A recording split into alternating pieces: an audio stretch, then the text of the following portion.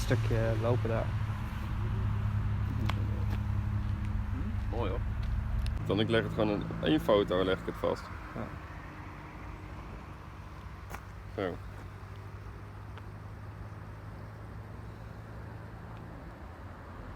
Zin om te zwemmen hier. Jij niet?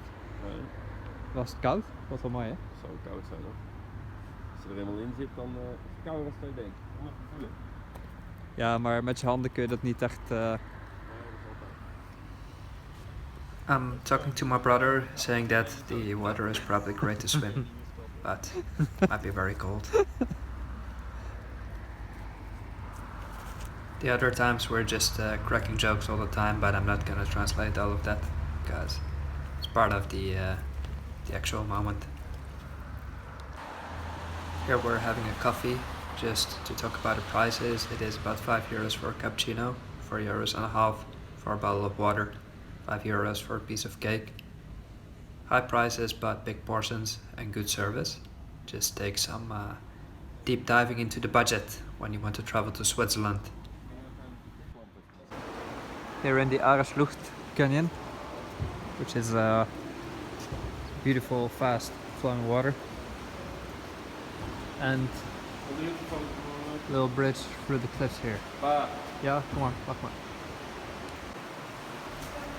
This gorge is carved through limestone ridges, and it is an indirect production of glaciation 10,000 years ago, just as the Ice Age was coming to an end.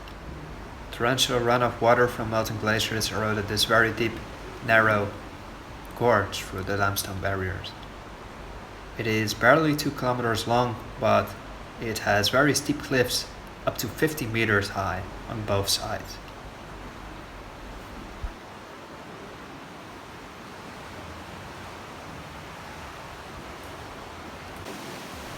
Switzerland was pretty much open for tourism at the time we visited. We just had to wear masks in this very park, but on the street there's no such obligation. That meant that I didn't know it at this point, but I'd come back to Switzerland very shortly in the next trip. But that will be uploaded later because I still have to do the actual trip. I'm just editing the videos of the first Switzerland trip right now. So you have more coming up. Because you know I'm speaking to the microphone right now as I'm editing the videos, basically a few weeks after the trip. And I'm not actually speaking right now as we're walking through the course. Sometimes I am, but just editing this a lot later because I do so much travel this summer. Despite all of the things going on, that I have to do editing a few weeks later, so yeah. This is a very difficult year for both travel and self-actualization, and if you're unlucky, for other perspectives as well, such as health, financial stability and whatnot. If you have the possibility, I urge you to adventure anywhere you can, in your direct surroundings or abroad if you have such possibility, because this serves your mental stability, your mental sanity, which is nowadays one of the biggest goods you can have. In my philosophy, what you need to have a good life is your health, then mental sanity, and then financial stability. We're not going to know how stable we're going to be in the future with the crisis coming up. If you're stable right now, you can afford to do what you want, you are the richest person in the world already. You're in the top 1%. Mental sanity is the biggest good nowadays. Not to be diverted by ideologies, by fantasies, or chasing, for example, the hedonic treadmill, only striving to live for impulses and satisfying behaviors for that very moment, but postponing what you actually want to do deep down in your heart. Do a bit of travel. It serves a purpose. It serves your very human soul, I would say. Go explore. There's more in your area than you think. I'm lately getting a lot of questions and sometimes criticism on how I can afford such trips. But I'm actually drinking out of the tap, drinking tap water, and not drinking coffee all the time unless I'm in Bulgaria. Traveling is a lot more, available than you think. This might be a difficult year, but it's not impossible either. You need to do your research. And what people should stop doing is finding excuses not to travel, because they'll always say, oh, not right now, I don't have the money, I don't have the stability. But you're taking away from your life's joy, because what's it going to save you actually? You'll be going out in your own town, you'll spend the money anyway. Why not do it right now on something you actually want to do? Why not do that trip through the Alps? Why not? It's not gonna cost you $1,000. Like, you can stay affordably if you want to.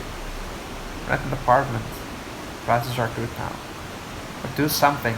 Always do something.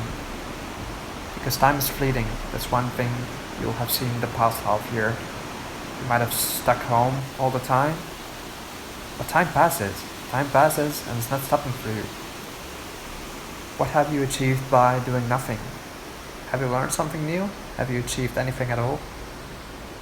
Have you gotten more fit, lost weight, taken walks, explored your area? You already know what you want to do and what you're putting off, so get to it, because time is running out. Other thing is that I don't have things that I cannot walk away from. Don't have a relationship, probably never will. Wouldn't feel like having one. Don't own furniture, just clothes, whatever. Ja, spectaculair. Makeup, I guess. Some nice things, but nothing more. That's what I have. Makes me flexible. Lets me travel all around the world, if I want to. No need to negotiate on anything. No need to ask permission on anything, which is how I want to live the rest of my life. It's my way or the highway, because I've complied long enough by being in school, doing things I didn't want to do. The rest is mine. This is the end of the canyon here. It costs 9 francs a person, and train ticket is included for the way back. So there's a little station. It's definitely worth it. Looks like Trikat in Bulgaria a lot.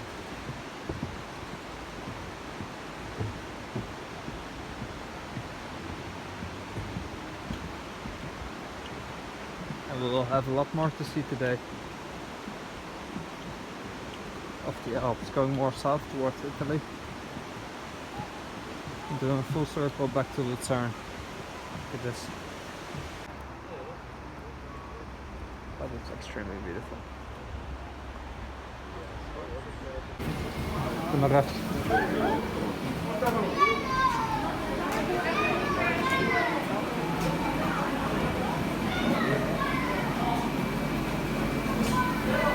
Ga naar rechts zitten.